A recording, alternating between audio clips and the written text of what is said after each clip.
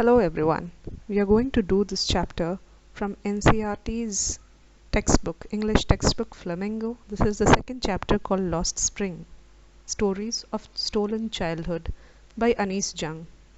Jung is a prolific writer, journalist and human rights activist who brings us the tale of two boys under the age of 14 surviving the harsh realities of the world.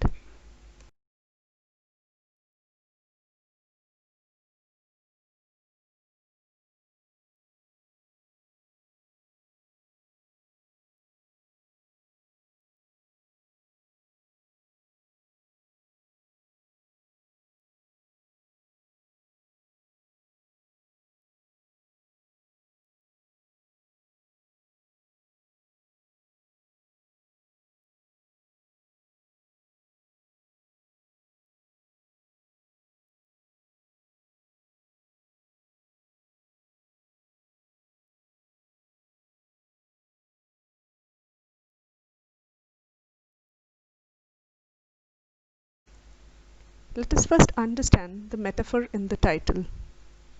The name of the chapter is a metaphor, a symbol of sorts. A metaphor, as we know, is a direct and applied comparison between two objects or ideas.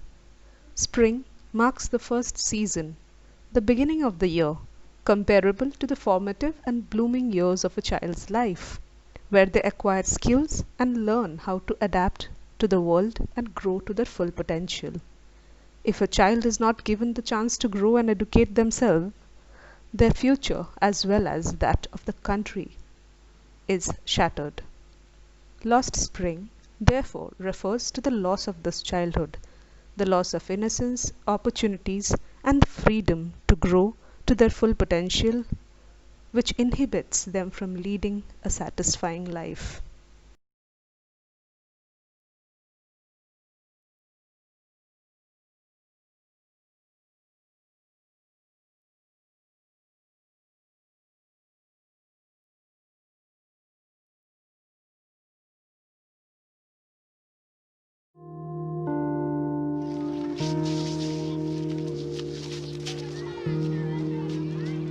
Naitwa Françoise, miaka 14. Tunasomba michanga. Viko kilo sana na fasi tukapeleka ni mbali. Tukalamuka na 4h30. Tunamaliza na 8h juste. Tunaanza na 16h, tunamaliza na 19h.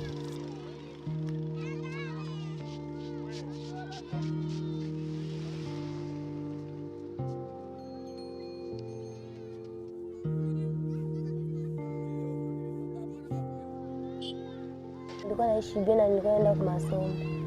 Baada ya kutumika je kupata makuta kuemea.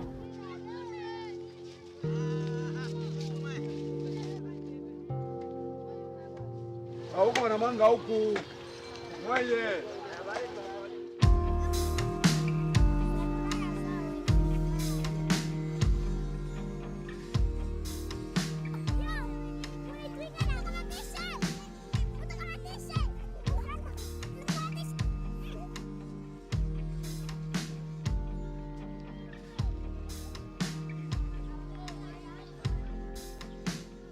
I understood through my fight against child labor in India and South Asia that it is not an isolated problem of one or another country.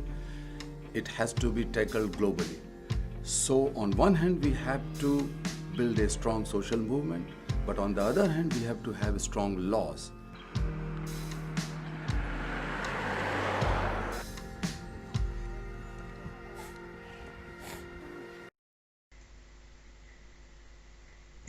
What we saw just now was a video made by the United Nations. It shows how child labor is so prevalent in so many countries across the world. What you saw was a video from some of the African countries. But child labor is not only restricted to Africa, but it is widespread amongst a lot of Asian countries, including ours as well. To understand the chapter, let us first understand what child labor is and what are its implications. Wikipedia states that child labor is an exploitation of children through any form of work that deprives them of their childhood. interferes with their ability to attend regular school, and is mentally, physically, socially, or morally harmful. The UNICEF says that child labor spans across various sectors like agriculture, manufacturing, quarrying and mining, and domestic service. Child labor is the combined product of many factors such as poverty, social norms condoning it, lack of decent work opportunities for adults and adolescents, as well as migration and emergencies. Let us have a look at the statistics which, according to the International Labour Organization, defines that 152 million children across the globe are engaged in activities that impact them physically, socially, as well as psychologically. We can see that the economic activities like the industries of agriculture, industrial and factorial sectors, as well as domestic services, are the areas where children are largely employed. We know that the Indian government, under the Child and Adolescent Labour Prohibition and Regulation Act of 1986, defines that any person below the age of 14 is a child, and it prohibits the employment of a child in any sector, domestic or industrial, which may be hazardous to the child's welfare and well-being. The sad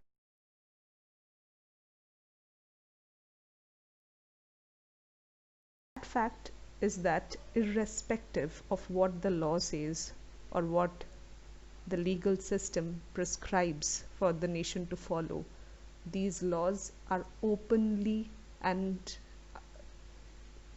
in a large number violated across the country. A big example is this report, this news report, which was published just a couple of months back. This is the report which mentions that 26 child laborers were rescued from a Parle-G factory in Raipur, Chhattisgarh. It tells us that irrespective of the government's Prohibition Act, this factory employed children and a case was registered against the owners. Now let us come to the actual chapter.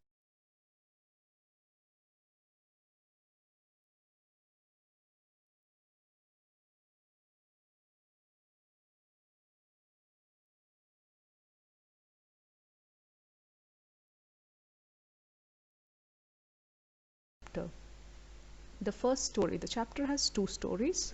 The first one is about a boy called Sahib, who is a part of this army of barefoot boys who appear like the morning birds and disappear at noon. The name of the first story is Sometimes I Find a Rupee in the Garbage. Let us watch this video first.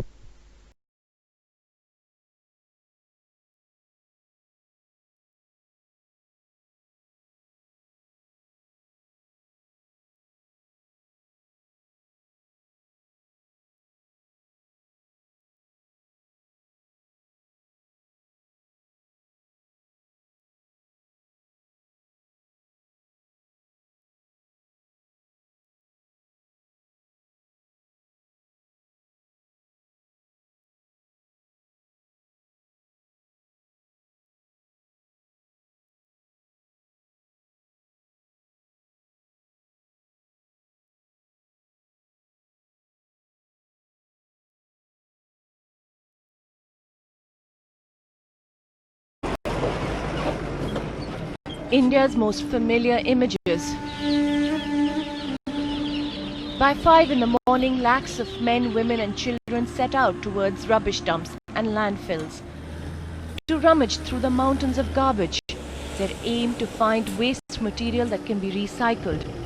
These are India's rag pickers.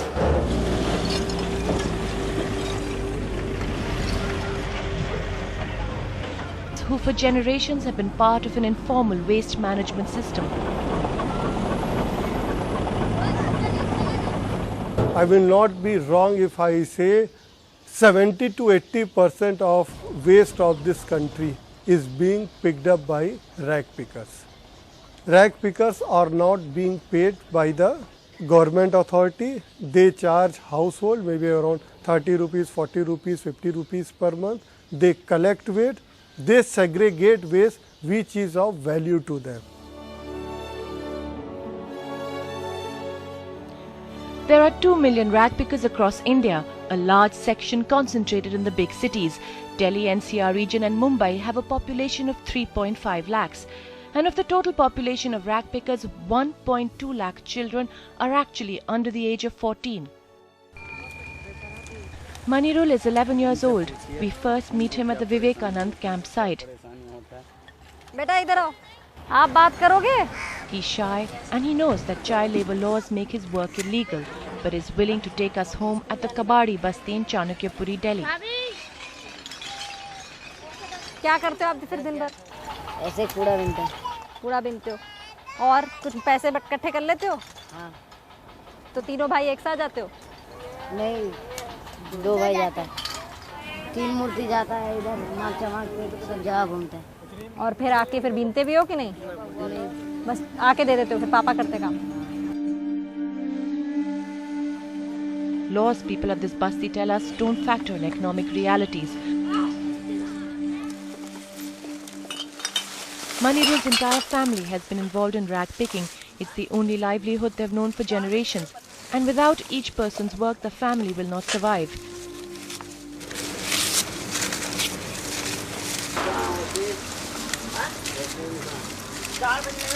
Even Aslatun, Manirul's sister, who is lucky to go to school, spends most of her time out of class, rummaging through waste. कबाड़ी का काम करते हैं, मेहनत करते हैं बहुत। मम्मा के साथ वो काम बटा देती हूँ, सब्जी काटने बोलते तो सब्जी काट देती हूँ। और कबाड़ में हेल्प करते हो कभी-कभी थोड़ा-थोड़ा? हाँ। क्या करते हो आप फिर, क्या हेल्प करते हो? वो मम्मी बोरी पकड़ने बोलती है तो बोरी पकड़ लेती हूँ। और भैया लोग क्या करते हैं? भैया लोग वो माल बोरी में ना माल ढालते हैं तो साइकिल पकड़ लेती हूँ।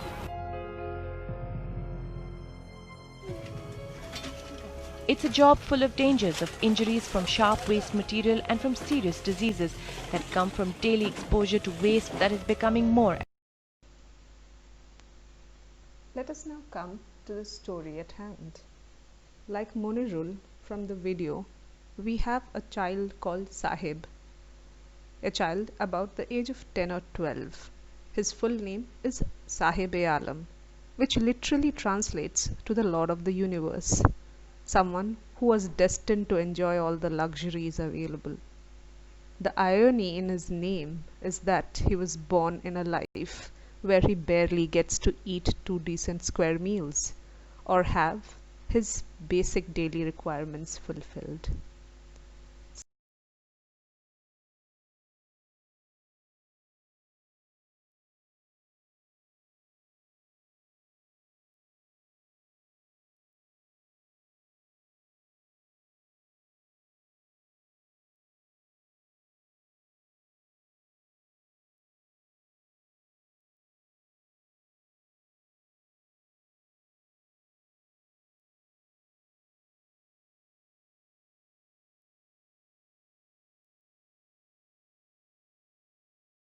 Sahib's family is one amongst the thousands of people who had migrated to different parts of India during the formation of Bangladesh in 1971 in search of a secure and safe place for their families.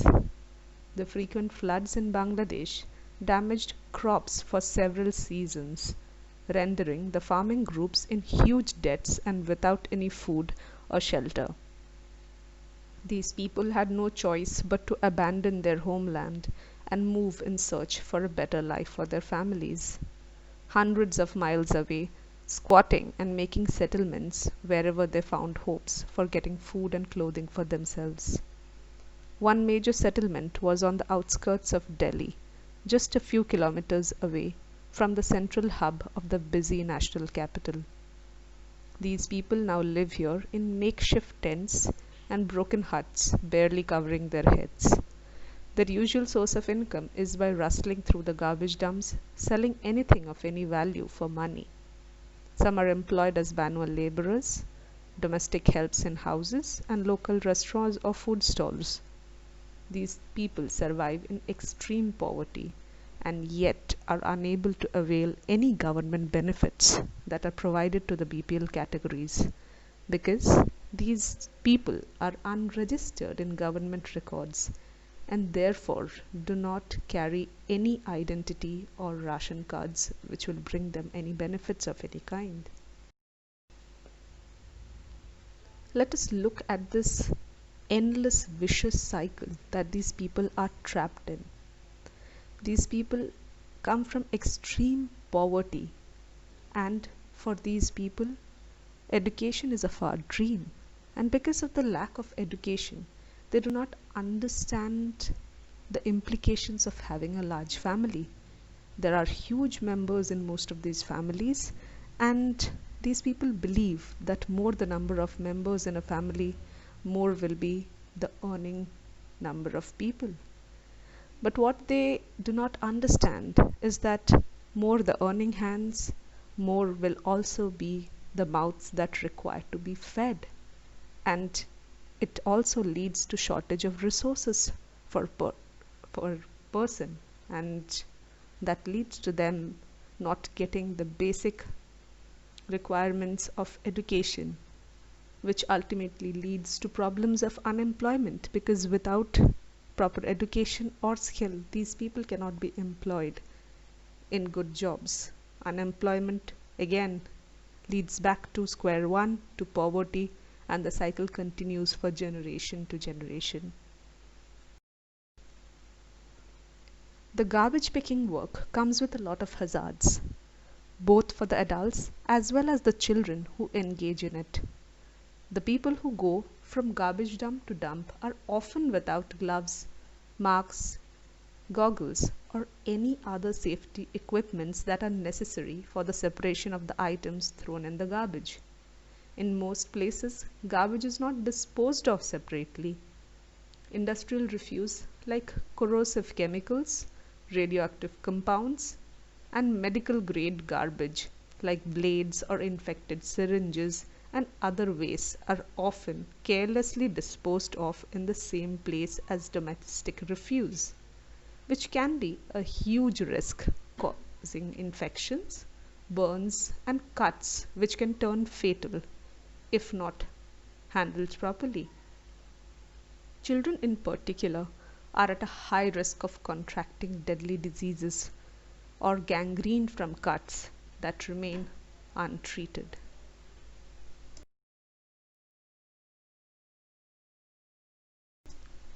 Let us come to a different point that this story highlights about the disappointments in Sahib's world, the disappointments in the world of these young children. The author, during a casual conversation with Sahib, asks him why he is ambling about aimlessly instead of being productive, to which Sahib replies that he has nothing better to do. The author, without much thought, immediately asks him why he doesn't go to a school, and is informed by Sahib that there isn't any school in his locality. She half-jokingly asks Sahib if he would go to one if she got one built, and Sahib enthusiastically says that he would definitely attend it. While the author was not at all serious about her words and quickly forgot the promises she made, Sahib had taken her words to heart and had actually hoped to see a school built near his house. When he inquired about it later, the author felt rather guilty about forgetting her assurances and the promises that she had made the child, and for disappointing him. But she adds that these kinds of lies and disappointments from people is nothing new for Sahib and his friends. The author is referring here to the false assurances and promises made by politicians, social workers, and other people who claim to do things for the welfare of these people, but never keep their promises and hardly ever do anything to help or uplift the living conditions of these poor people in Simapuri. Let us next come to the story of a priest from Udupi that our narrator Anis Jung narrates. She talks of a young priest in a village in Udupi who had once prayed to God for a good pair of shoes, and once he received it, he had prayed to the same God that may he never have to go without the shoes. Not only were his prayers answered, 30 years later, the next generation, his son is also now a boy who is ready for school in his uniform and a shiny pair of new shoes. The prayers made by his father had shown results. Unfortunately, in great contrast, while the priest and his next generation got their prayers answered, for children like Sahib and his friends, having a good pair of shoes is a massive luxury that they cannot afford. They sometimes wear the discarded shoes of children from rich families and more often than not go about in mismatched pairs. Anything that they wear, anything that they can find. Most of them, in fact, go bare feet. For the rag pickers of Simapuri, garbage is not waste like it is to the rest of the world. What is garbage and useless for the rich is gold, meaning something precious for these underprivileged people like the rag pickers of Simapuri. It is their source of income. It earns them their daily bread and provides them with a roof above their heads. For the adults, it is merely something necessary for their everyday survival. For the children, however, it is far more exciting. It is wrapped in wonder as they sometimes find a rupee or something valuable in the garbage. The torn shoes discarded by children who come from affluent families are gladly accepted by children like Sahib, for whom having any footwear, torn or otherwise, is a luxury.